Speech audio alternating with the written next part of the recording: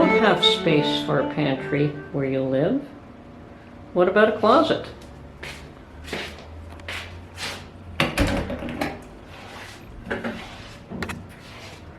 A closet can be turned into a pantry.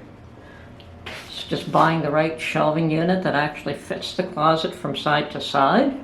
Here I have well over 300, capability to house about 300 mason jars of all sizes and types. At the bottom I have buckets that hold rice and pasta and flour, and in the mason jars I have everything from specialty items that I've created to tomatoes and corn and potatoes, my jams, my chicken stock that I just made the other day, lots of tomatoes hidden in the side and in the front, peaches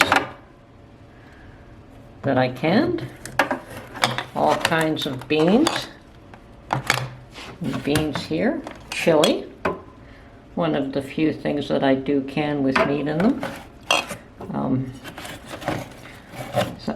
carrots,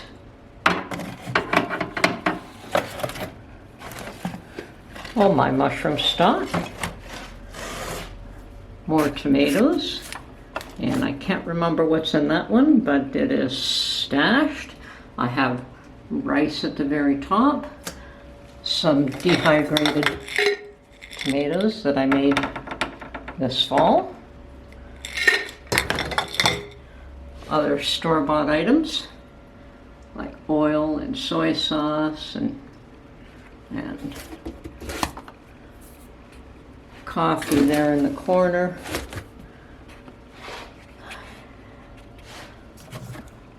Oh yes, hot peppers. And for what I can't fit in this closet, the next closet over also houses my larger jars of flour and rice. So two kinds of flour, rice, dried beans, my canner, and another bucket full of all different kinds of nuts and grains.